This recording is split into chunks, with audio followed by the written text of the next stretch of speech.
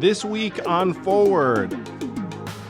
Philanthropy has not solved a real problem in a long time. You can count on one hand how many times traditional philanthropy, which means you giving money to charity, has actually solved a problem. Now, I don't mean a symptom. I don't mean... It's done good. Yeah, people are hungry and we feed them. That's a symptom. You're treating the symptom. But I mean cure. Has philanthropy ever cured hunger? Absolutely not. The average corporation gives 1% of their profits to charity a year, which is a lot. Don't get me wrong. Like the fact they're giving anything is fantastic. But it's not fundamental to anything they do. What this is a way to do is for a corporate to get involved with helping that nonprofit you love and care about.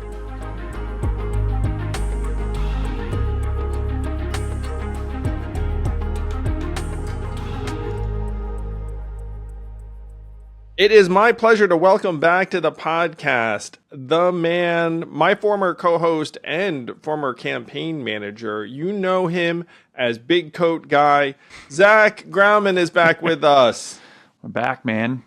Hi, everybody. So, Zach, the thing on everyone's mind is, where have you been? What have you been up to? Now, I know the answers to these questions, but where have you been and what have you been doing? So I guess you have to lead with this because it's a priority in life. But I got married. Whoa! Then, as you know, Zach is a newlywed. Does he still have that newlywed glow? Got the glow. That energy. Got a ring. I would say the biggest change in getting married is wearing a ring. As a guy, never done that, so that's takes a bit of getting used to, and still does. And try not to fiddle with it. And then the other one is introducing Carly as my wife to people. You know what Weird. I mean? Like very.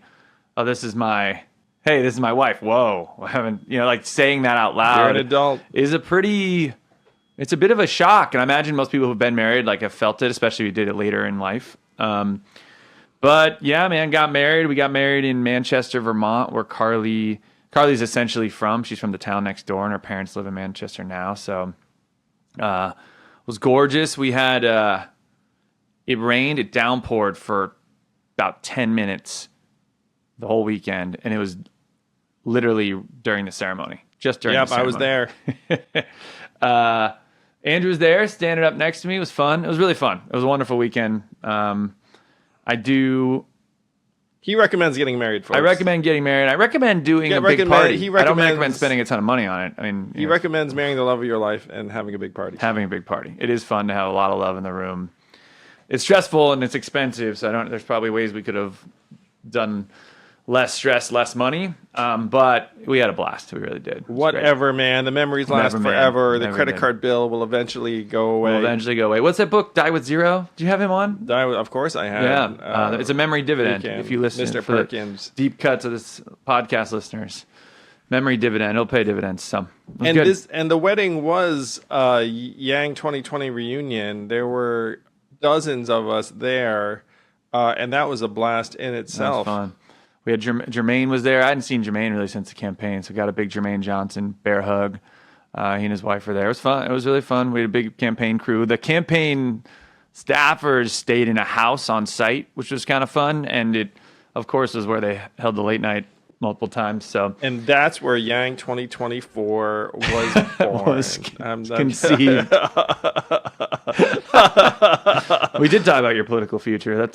That's part of the course after a couple drinks. Yeah, you get a bunch is he going to run again? I don't know. You get a bunch of Yang alums in. Oh, yeah. Only one person knows, and you're looking at him. Yeah, that's true. Now, wedding planning is a lot, but obviously that isn't all you've been up to. So to frame this a little bit, before Zach managed my presidential campaign, he started a nonprofit called Suit Up for underprivileged kids. It helps get kids exposure to professionals and get a sense of what's out there, so they have aspirations that are more direct and immediate than, let's say, becoming a pro athlete or entertainer, which is highly visible to these kids. And after starting Suit Up, you learned something about a problem that now we're trying to solve. Yeah, I'm happy to be here because I got something we're working on. I think y'all may find interesting. A couple of you may find very interesting, depending on the causes and charities you support. But it's something we've only loosely unpacked, and I think it's good to unpack, is basically what's broken about our nonprofit and philanthropic world. because Andrew and we've both spent a lot of time in there, and lot it of affects time. all of us because everybody gives. The vast majority If of us you don't give give, to you're an charity. asshole. And Assholes who don't we just give. kind of assume these things about giving that are really wrong. And so I grew up, Andrew, I've always been interested in this. My dad was an engineer, but my mom was a teacher. So I was always interested in like for-profits and nonprofits, kind of like public and private intersecting. I was a public policy major in college. And then actually when I graduated, I had 2 job offers. One was to do Wall Street, which I ended up doing, but the other was Teach for America, to go teach. I got a job offer to teach special needs kids in post-Katrina New Orleans. So like frontline, save the world, like my mom. What year was that? That was 2010 when I graduated in 2010.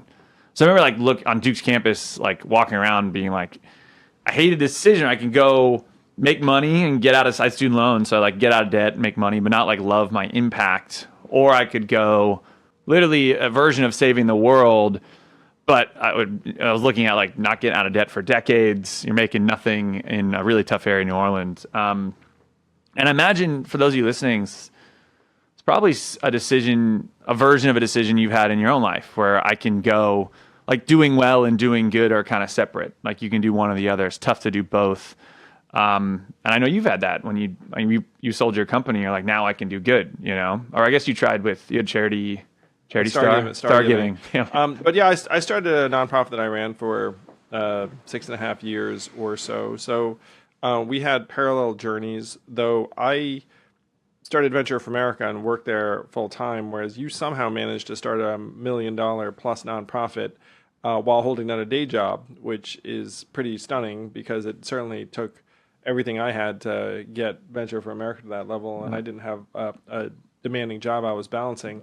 So when you hit Wall Street, you actually found the most wholesome thing a Wall Streeter could do, which is you worked in the philanthropy practice, which is advising wealthy people how to give their money away. And so you're interfaced with a bunch of nonprofits, and in so doing, you kind of learn the limits of the space, which is one thing I learned by running a nonprofit. Oh, yeah. And one of the things I say to folks when I'm thinking big is, look, you're talking about now $24-25 trillion economy. Mm-hmm. The biggest nonprofits in the world operate at maybe $1 billion level. Correct. And that would be highly, highly unusual. Like the vast majority of nonprofits are operating at the $0 to $10 million range, let's say. Yep. And so if you're trying to reformat a $24-25 trillion economy, there's no way to do so from the nonprofit sector. The only way to do so would be to get a hold of the federal government, which is why I ran for president, to try and do that. But you also drew similar conclusions based upon advising all these philanthropists. Yeah. So here's the gig. So I started in this like corporate, it was a training program, and I ended up in corporate strategy. And there were a couple of things. I started volunteering to get my Save the World kick. I joined this school board down in near Coney Island, like middle school kids, lower income area. And we go, I'm at like the board meeting. We had done like our annual survey of the kids, and we asked them, hey, what do you want to be when you grow up? And they're all like, the answers I got were pop star and an athlete, essentially. It was like a large majority. It wasn't doctor, teacher, lawyer, some of the basics, or entrepreneur, et cetera. It was kind of what they knew. And here I was, like 23-year-old kid, like working on Wall Street, college grad. Like I didn't know what I wanted to do when I grew up. And these kids didn't even know what they could be. They didn't even know their options. It was somewhat heartbreaking and also really jarring. And then the second thing was that in the corporate world, where we sucked at philanthropy, or we sucked at I called our daily volunteer days. We would go like build poorly constructed houses, imagine a bunch of like white collar, like data nerds, paint stuff, like, painting crap. Painting stuff that had to be repainted after you left. We scraped barnacles off the side of the Intrepid in the middle of August, which is the boat museum on the Hudson here. It was awful. It was a disaster. So started Suit Up on the side. Basically, like I can run UBS's, like my team's volunteer day, and we brought my team into my school in Coney Island, and we did like a Shark Tank Light, like a one-day business competition. We said to the kids, "You're CEO of Nike today. You get to solve a real problem for that company." So you had to design a new shoe and pitch it, and there's a finance component and a marketing component. Winning team got real money. Turned out the kids loved it. They learned all the things they could be. They learned about certain career options. They got really natural mentors, and UBS loved it because it was way better than picking up trash. Turns out PIMCO called me a couple weeks later, like word of mouth got out. Next thing you know, I have a business on my hand line of social enterprise. And that's how I got into what was called client philanthropy advisory at UBS. Because I was like, should I quit my job and run this nonprofit? Still not doesn't pay that well. But I love it. It needs to exist. And my boss, I was really fortunate at the time. My boss said, hey, we have a philanthropy team. I don't know anything about it, but it now reports to me based on our 5th reorg this year. Like, it's kind of a thing we do on Wall Street. Why don't you check it out? So I ended up running our client philanthropy advisory team, which meant that I helped really wealthy people give money to charity. So I was 25 years old, and you had to have $100 million liquid to get a meeting with me, which is an insane statement. Yeah, you're talking about billionaires. That's insane. And I'm 25. And I'm actually, this was the craziest part, and this is what we're talking about. I'm actually qualified to do this because I had actually got my hands dirty in the space. And I learned a lot more than some of these billionaires. You knew a lot more than the average philanthropist. Which was crazy. How to actually deliver results on the ground. And well, that's what I learned is that philanthropy, I'm going to say this. Philanthropy has not solved a real problem in a long time. You can count on one hand how many times traditional philanthropy, which means you giving money to charity, has actually solved a problem. Now, I don't mean a symptom. I don't mean... It's done good. Yeah, people are hungry and we feed them. That's a symptom. You're treating the symptom. But I mean cure. Has philanthropy ever cured hunger? Absolutely not. And you could go down the list. The big 2 that philanthropy has actually solved, I want to give them their flowers where due. Malaria... distributing malaria vaccines. I'll give credit to the Gates Foundation. Before Ebola, was that 2017, 2018, that range? Malaria was legitimately on a very, very clear path to be wiped off the planet. So Malaria No More and a couple of great organizations, really, really strong. Like vaccine distribution, essentially, and vaccines in general. Philanthropy dollars have funded a lot of that. So I'll give their flowers there. And then the second one is our National 911 Network. We used to have an emergency hotline system that was based on states. So Connecticut had one, Vermont had one. But if you crossed over state borders and you're a Connecticut resident, you get injured in Vermont, it was kind of a hot mess. So private family foundations actually got together and made our national 911 network. And so and that's how it should work. It doesn't, but how it should work is private donors and wealthy families invest in a kind of a risky social enterprise that's supposed to help people. And then if it works, government can step in and kind of systemize it and scale it. Other than that, guys, most things don't work. Think of any problem you think of or have in this country and has not been solved by charity. That does not stop us from donating and from nonprofits to keep asking you for money.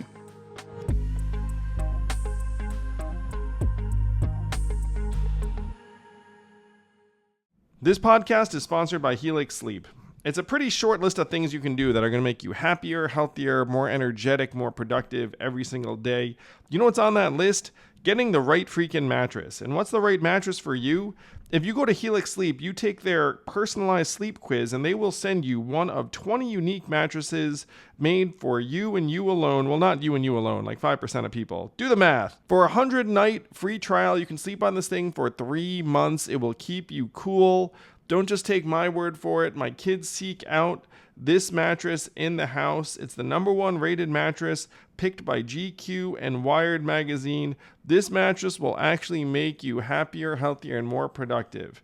Helix is offering 20% off all mattress orders and 2 free pillows for our listeners. Go to helixsleep.com/yang. This is their best offer yet, and it won't last long. With Helix, better sleep starts now.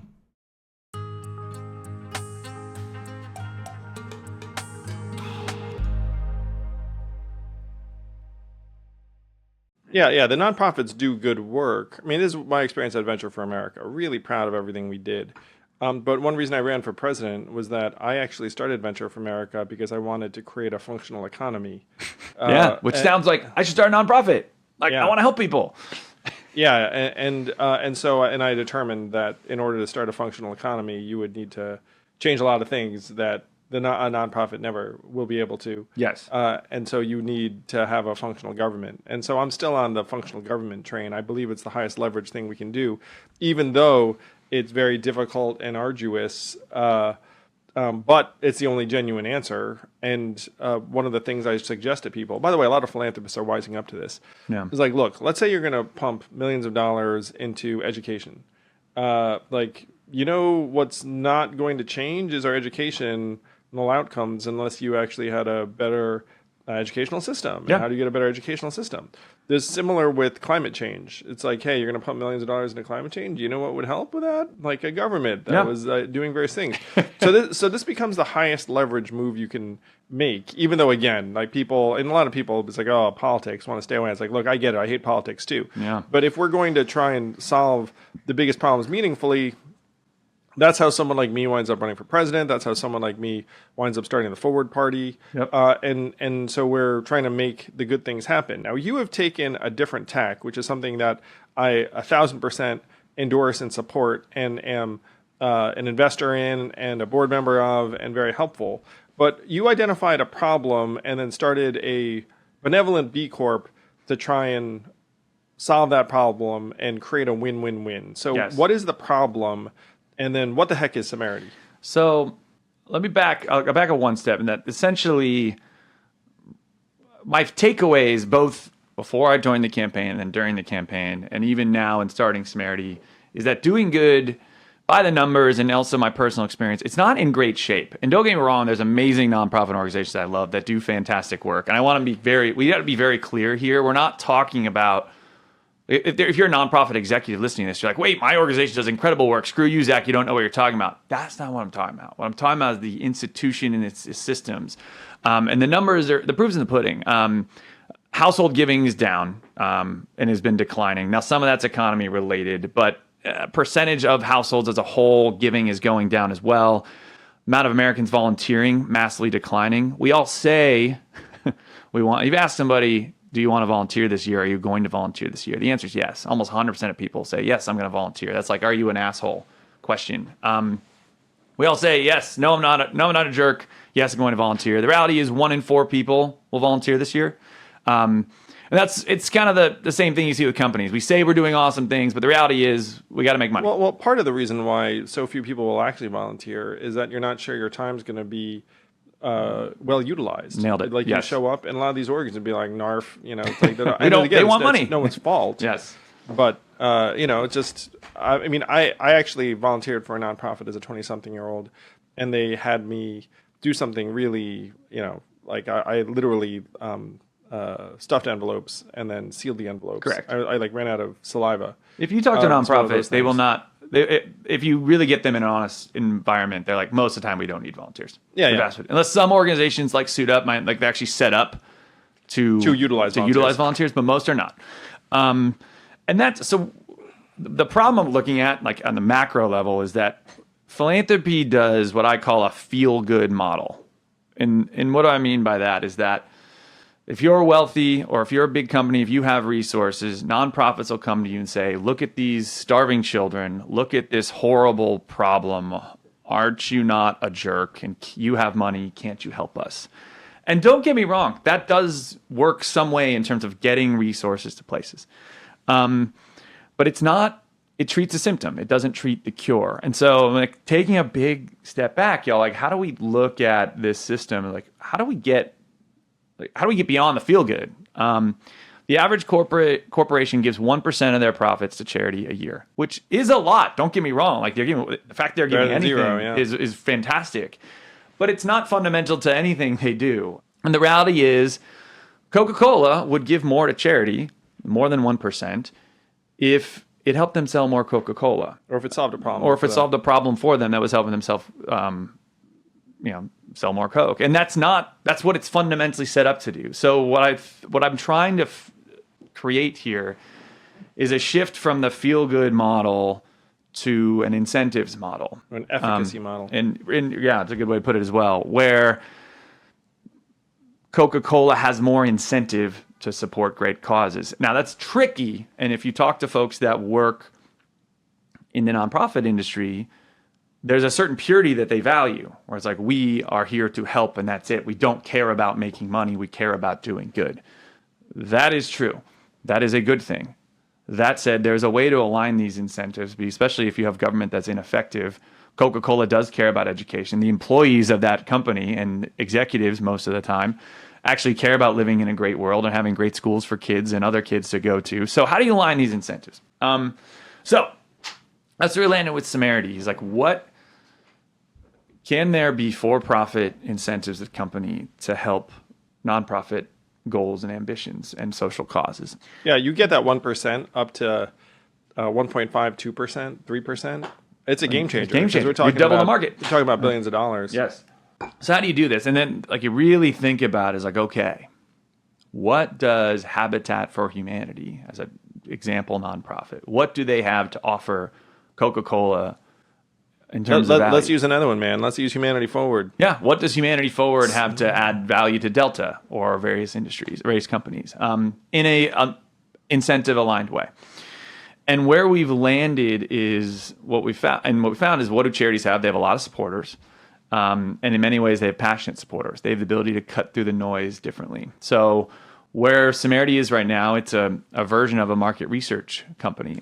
So what we're doing is we're helping nonprofits raise money by polling their supporters. So how it works right now, if you're a nonprofit and you have, let's call it, you have your email list, you have your social media followers, you have your volunteer events, et cetera, instead of asking them for money like you normally do, or telling them about your awesome work, which you also do. Right.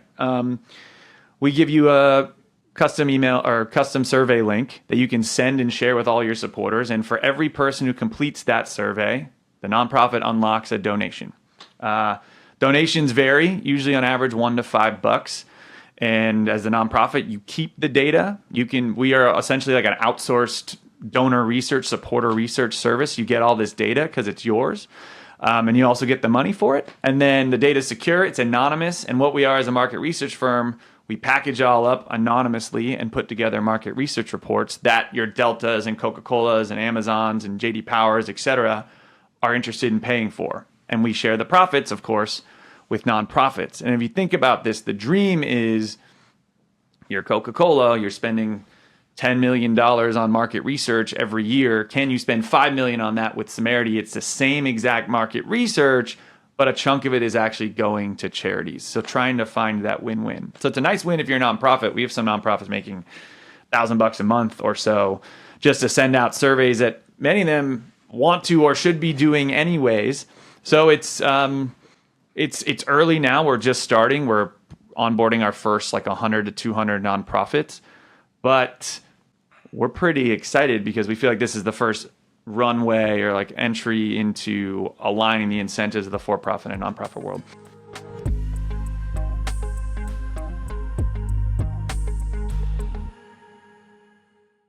Imagine running for president and wanting to share what you experienced in a way that's entertaining, edifying, and maybe even a little bit scary. That's The Last Election, out in bookstores now. A novel about an independent presidential candidate, a journalist with a massive story, and what the heck could be our next/last election. Check it out at andrewyang.com.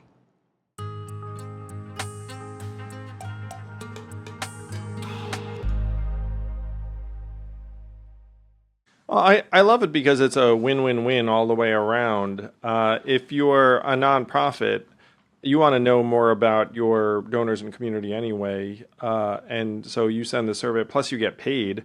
And if you're a supporter, you say, wait a minute, if I fill out the survey, my nonprofit benefits? That's pretty straightforward and direct and easy. And if you're the company, I'm paying for intel.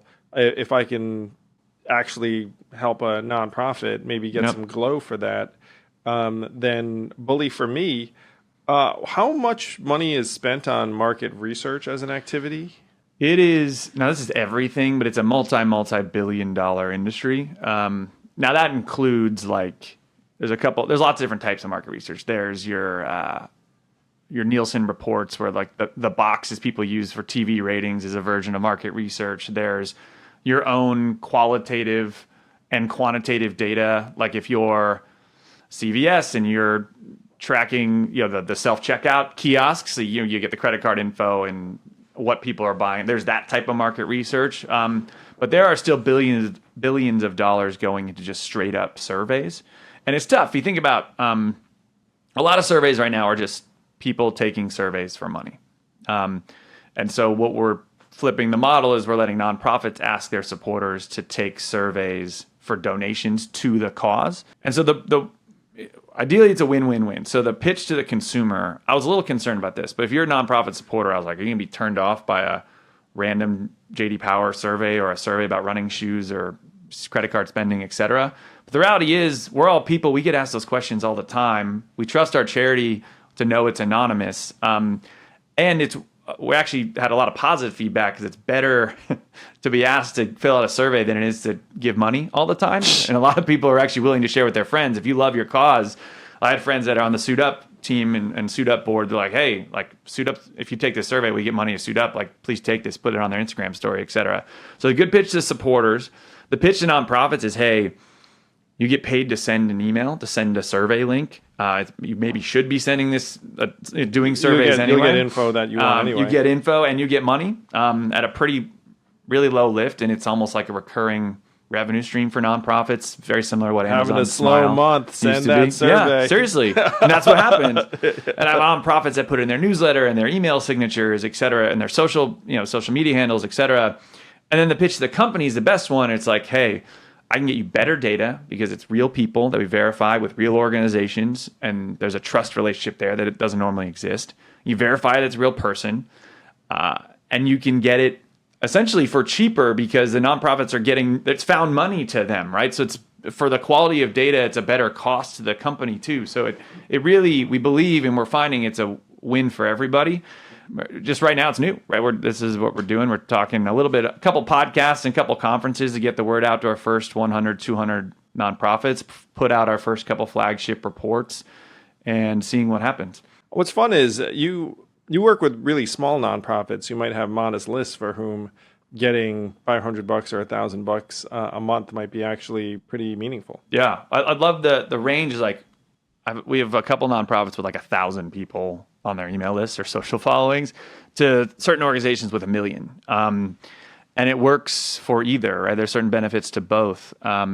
If you're a multi-million person, nonprofit or have millions of supporters, getting that information is valuable in itself, right? The money is what it is, and that's great. But getting that info and understanding it, almost like I said earlier, like an outsourced donor research arm, as opposed to your smaller nonprofits, actually a good way to grow your email list because you have, let's call it a couple hundred diehard supporters. They take a survey and share it with their friends. So, and some of these causes, and these causes if you're listening, where literally every dollar somewhat matters is literally going to help somebody.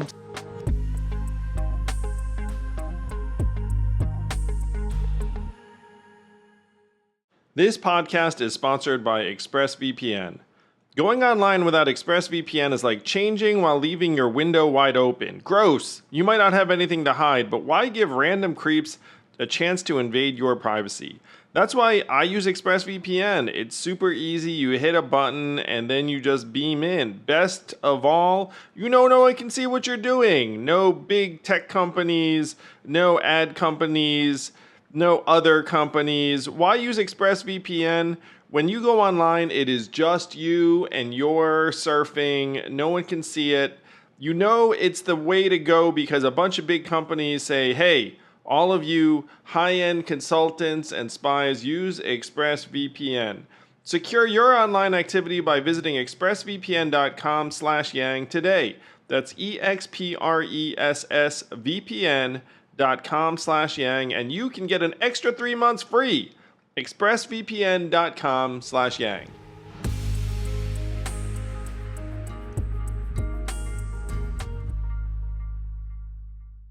And the vision actually grows in the sense that, so this is one way you've discovered to potentially align corporate incentives with helping nonprofits. Yeah. But there are other ways that we can line those incentives up too, right? Yeah, I hope. Like what's like, if everything goes ideally, what does Samarity become? So the ultimate dream of this is, can we start incentivizing people to do more good? and I say do more good, more broader than that maybe seems, where do more good is not just hang out and volunteer and donate to more charities. But I'll give you an example. I'm a Buffalo Bills fan, so last year when Damar Hamlin passed out collapsed on the football field, it was shocking. Obviously, as a fan, it's even more shocking.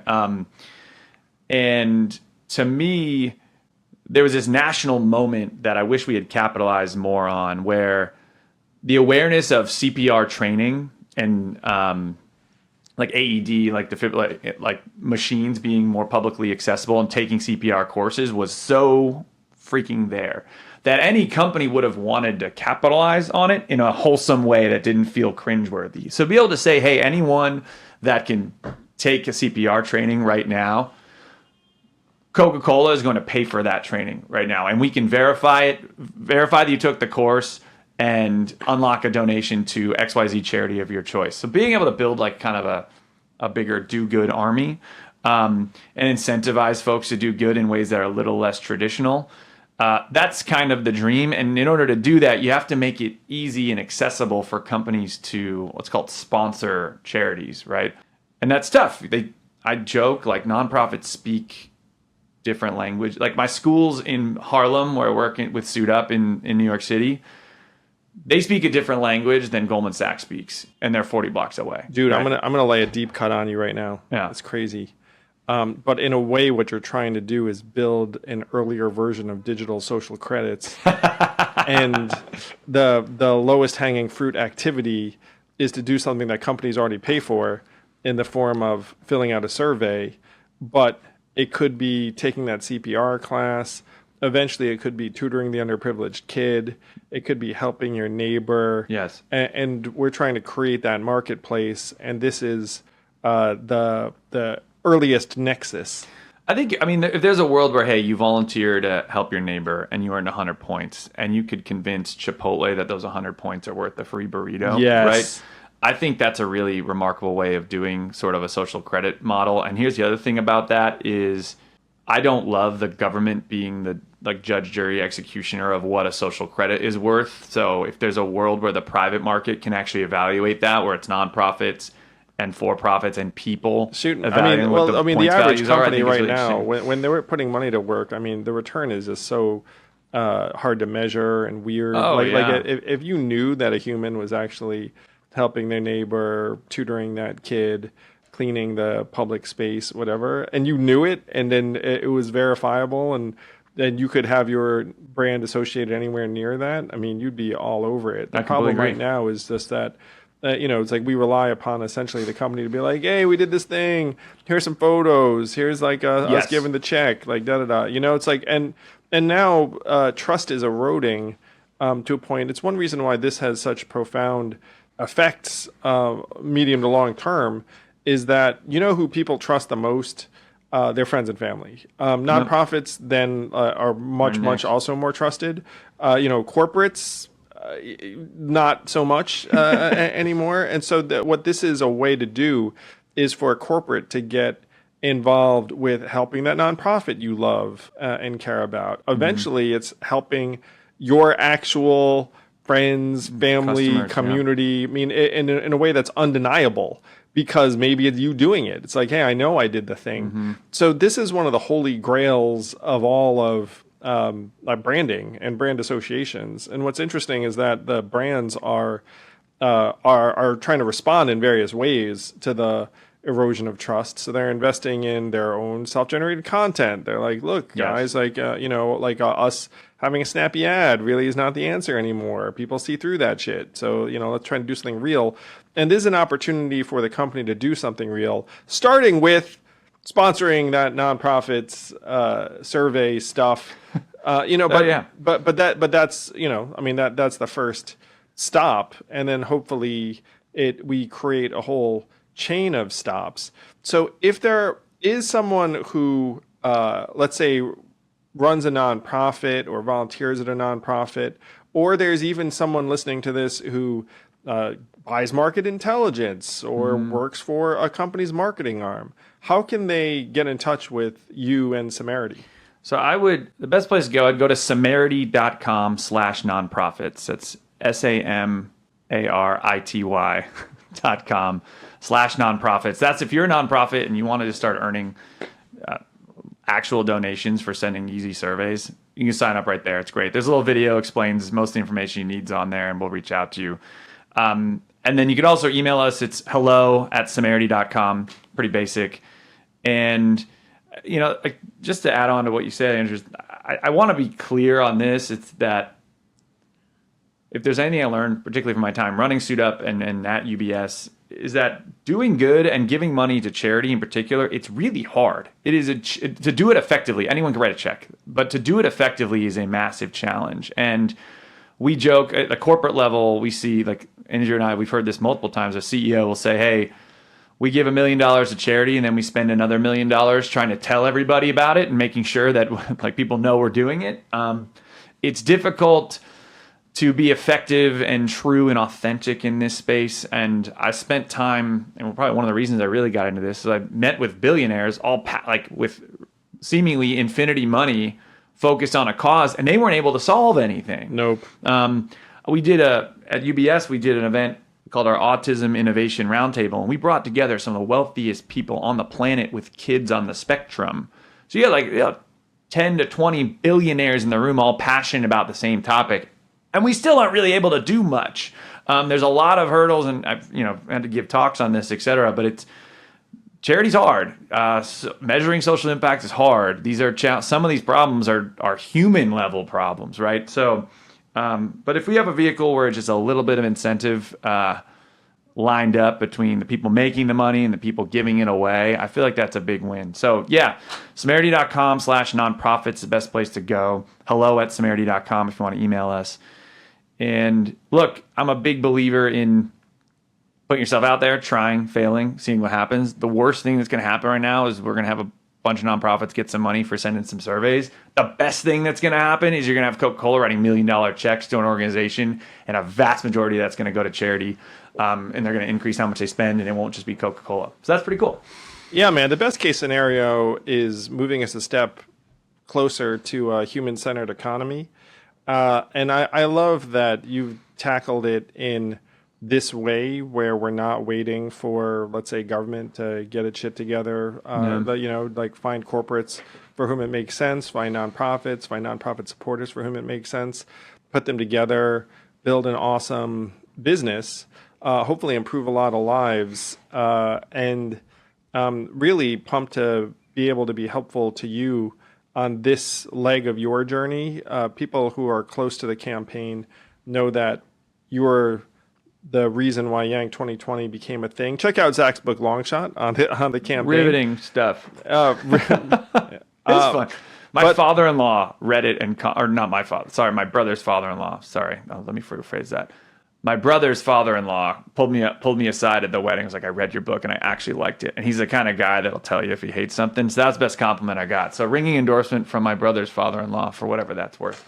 Yeah, but our campaign was a leg in your journey, and the sky's the limit for you, Zach, in terms of the good you can do in the world. Anyone who's listened to this story is like, well, Zach definitely is sincere about doing good because he's been at it for years and years and years. Thanks, and that's why you managed Yang 2020, is you said, look, this is an opportunity to maybe move us in a better direction. So is Samarity, my friend, and we'll be there with you every step of the way. Thanks, man. It's a privilege to be on. Hope you all can find it useful, and I'll come back when we're rocking and rolling, man. It's a household name. Oh, this will be, hey guys, help Zach and Samarity rock and roll so that when he returns to the podcast, it'll don't have to be embarrassed. One of those Shark Tank type happy endings. You know what I mean? Like, hey, he came to da-da, and then like came back on, Zach? No, I got something new now. No. Awesome, man.